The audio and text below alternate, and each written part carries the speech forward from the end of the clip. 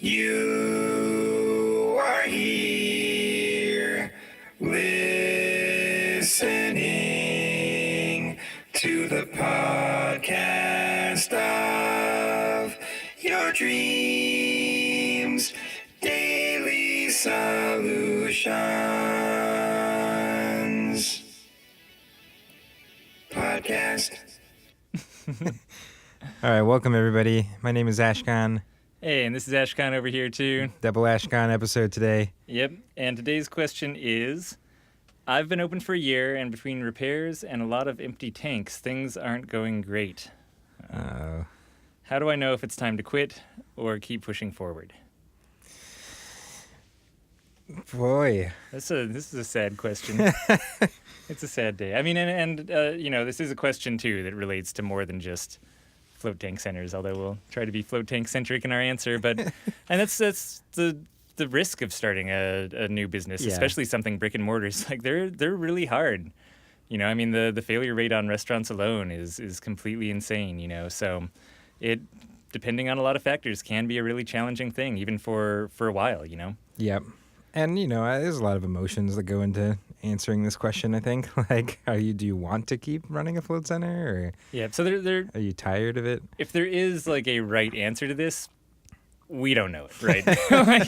That's beyond our human comprehension. It is. So I will say the float specific part of it, I think, is that it can be really easy when opening a float center if you don't have a lot of funding to, put in simpler construction to begin with. And that's a scenario where you could end up 1 year or 2 years down the line, all of a sudden having a pretty serious renovation bill ahead of you, which can lead to questions like this. Like, man, what do I do? Like, I haven't really been getting customers in. Am I about to sink another $50,000, $100,000 into like totally redoing all this stuff, or do I just kind of call it? Yeah. And a year is an interesting point too. Ideally, I guess, in your business plan and in your savings going up to opening your center, you've kind of budgeted at least 18 months for your center to be losing money and for that build up to happen, right?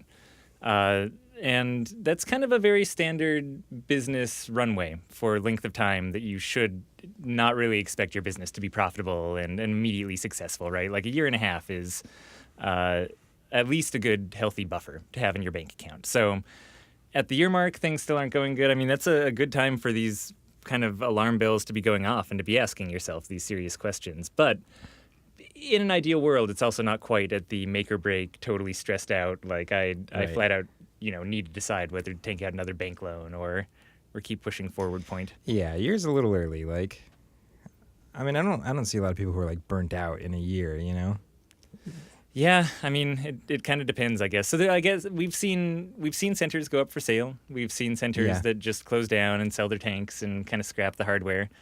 I mean, that's the nice thing. The float tanks retain a lot of value in and of themselves. Yeah, definitely a nice thing about our specific business. Unlike pretty much everything else you put money into. The downside, of course, is like unless you sell your whole business, all the money you invested in your walls and waterproofing and all of that is not going to be going back into your pocket, right? Take your water heater. Set up at home, have sometimes a really nice water heater. At least the landlord owns whatever appliances you put in there too. Oh, that's right. Yeah, we made sure to keep that. We're taking everything with us. Like we're disassembling the HVAC, taking it out piece by piece. And if you're listening to this, our landlords, this isn't going to be for like 50 years. So don't worry about it. Like we're around. Yeah, I mean, so the reasons people quit and the reasons even people get into running a float tank center really affect this question too. Yeah. I mean, one of the things we see is people who get in and they're expecting this to be a moneymaker and a profitable business that within maybe a year they can be out of and not working the front desk, and it just kind of starts to, if not totally, then at least kind of run itself. And I think those people are the ones who I see getting out fairly early on, or just realizing that like, hey, I didn't get into this to work in a brick and mortar business. They thought it was going to be something that they could leave alone or get hands off sooner. I mean, that's important. Like, you got to realize if this is your lifestyle or not. Yeah. And with the construction stuff too, I think it's important to be realistic about it. Like, if you have $50,000 of renovations you need to do, and you decide to do $10,000 worth of renovations, like, just know that in another year, like, you're going to have probably an even bigger problem on your hands. So having kind of a reality check when it comes, like if you're noticing certain things in your center are starting to be damaged, and especially leaking salt water anywhere or regular water, behind walls or things like that, like those are problems that will not go away and will become a little bit crazier. Yep. And, as far as what to do if you decide that you're thinking about this, your options really are try to sell your business as a whole and find another owner who will take it over. And, again, if there's repairs to do, who will go into that with their eyes open and know that they're also investing money into those repairs, who maybe thinks that they can do a better job of marketing because they have a marketing background or something like that.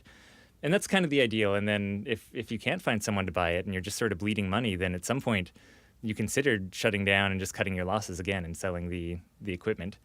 And at the point that you're actually booking yourself up, like if your business is profitable, not including paying yourself, you can probably recoup a good amount of the money that you threw into it.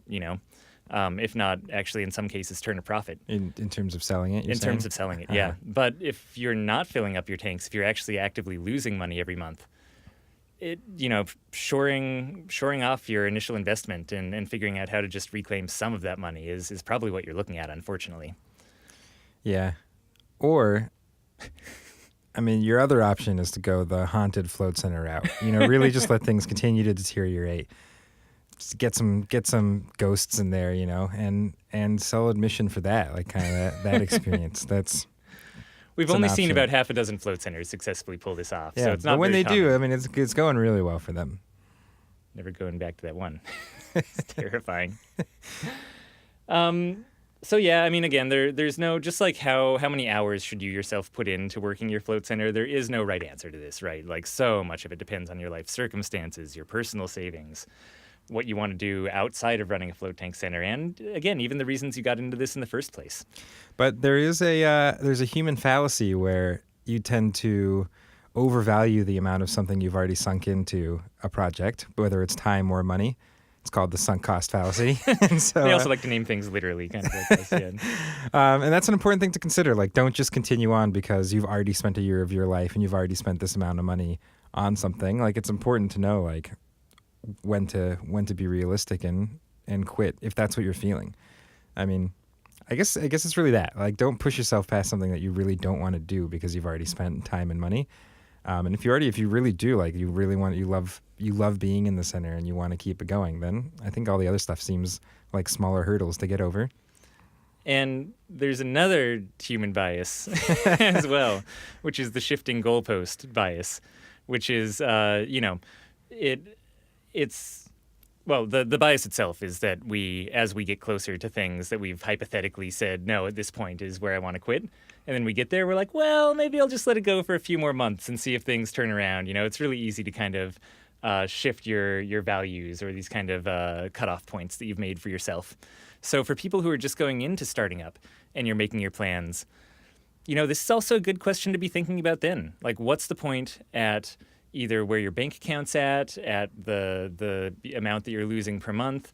What are the criteria where ahead of time that you want to call it quits? And sitting down and seriously putting that into your business plan or thinking about it as part of your business arrangements writing it down. Yeah, exactly. Write it down. Get it put tattooed it in an on your body. Don't maybe do. That's a really depressing tattoo. maybe not the tattoo part. Somewhere that you can't see, like you'd have to use a mirror.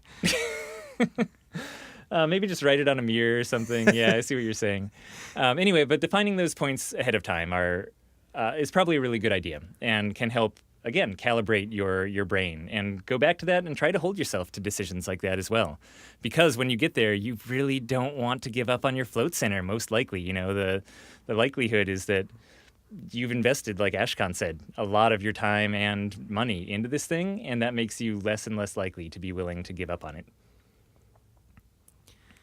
So good luck, I hope. Yeah, man, I hope things work out, whatever you decide. Best of luck to you. And if you have any more depressing questions to throw our way, send them to floatanksolutions.com/podcast. Well, don't send them there. Go there and then send them from there. Yeah. That's not an actual street address. You won't, if you send them there, nothing's going to happen. Yeah, that's real. That's true. All right. Thanks for tuning in, everybody. We'll talk to you tomorrow. Bye.